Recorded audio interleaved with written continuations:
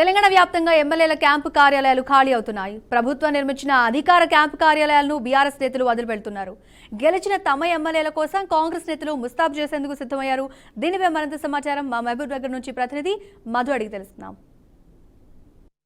ప్రస్తుతం ఉన్న మహబూబ్ నగర్ జిల్లా కేంద్రంలోని మంత్రి శ్రీనివాస్ గౌడ్కి సంబంధించిన క్యాంప్ కార్యాలయం చూసాము. ఇక్కడ ఈ శాసనసభలో క్యాంపు కార్యాలయం ఇది.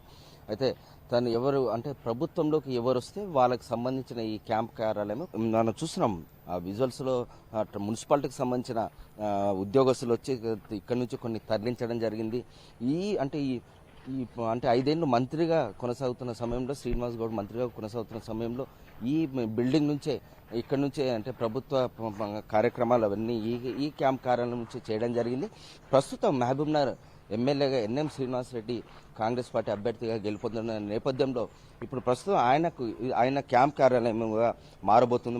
మరికొన్ని గంటలు కావచ్చు, మరికొన్ని రోజుల్లో అంటే 9వ తారీఖు మంత్రివర్గము అదేవిధంగా శాసనసభ్యులంతా అంటే వాళ్ళ ప్రమాణ స్వీకారం చేయనున్నారు. ప్రస్తుతం మన లోపల ఏమేమి ఉన్నాయి, అసలు ఇక్కడ ఉన్న అంటే ఏమున్నాయి, ఎందుకంటే కొన్ని ప్రాంతాల్లో ఫర్నిచర్లను తీసుకెళ్లడము, ఫర్నిచర్లను ధ్వంసం చేయడము ఈ విధంగా కొనసాగుతున్న సమయంలో ప్రస్తుతం మనం మహబూబ్నగర్ మంత్రి శ్రీనివాస్ గౌడ్కు సంబంధించిన క్యాంప్ కార్యాలయంలో చూస్తున్నాము.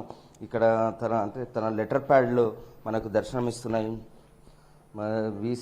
డాక్టర్ వి శ్రీనివాస్ గౌడ్ పాలమూరు యూనివర్సిటీకి సంబంధించిన ఎవరైతే ఉంటారో వాళ్ళ కాంట్రాక్ట్ బేసిస్లో అపాయింట్మెంట్ చేసేది.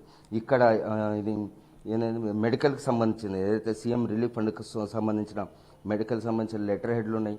ఇవన్నీ కూడా ఇక్కడ ఈ కార్యాలయం నుంచే కొనసాగని చెప్పవచ్చు. చూద్దాం మనం ఇంకా ఇక్కడ ఉన్న అంటే తను మీటింగ్ పెట్టుకోవాలనుకున్నప్పుడు కూడా ఇక్కడ మీటింగ్ పెట్టుకోవడము అధికారులతో కావచ్చు, లేదా సంబంధించిన పార్టీ కార్యకర్తలతో మీటింగ్ పెట్టుకోవడానికి ఈ ఫర్నిచర్ కూడా ఏర్పాటు చేయడం జరిగింది. ఇక్కడే తను నివాసం ఉండడానికి వీలుగా ఇక్కడ ఏర్పాటు చేయడం. ఇది ప్రభుత్వం ఏర్పాటు చేసింది. ఇది ఏ పార్టీకి సంబంధించిన కాదు. ఇక్కడ ఎన్ఎం శ్రీనివాస్ రెడ్డి నివాసం ఉండే ఇల్లుగా మనం చెప్పుకోవచ్చు. చూసాం ఇక్కడ ఫర్నిచర్లు అన్నీ కూడా ఉన్నాయి. ఫర్నిచర్తో పాటు డైనింగ్ టేబుల్ ఉంది.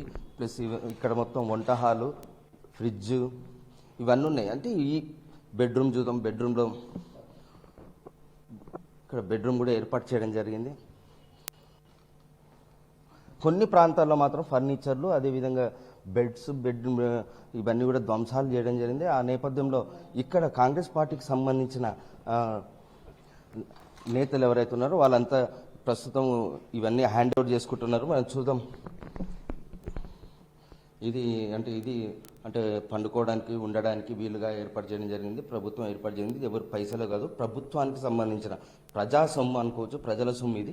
ఇక్కడ అంత ప్రతి ఒక్కరికి అందుబాటులో ఉండే విధంగా ఉండేందుకు ఏర్పాటు చేసిండ్రు. ఇది రోడ్డుకు సమీపంలో దగ్గరలో ఉంటుంది. మహబూబ్నగర్ జిల్లా కేంద్రంలో చూసాం. ఇది మొత్తం పూర్తిగా అంటే ఏ రోజు కూడా ఇక్కడ కొన్ని రోజులు మాత్రమే తను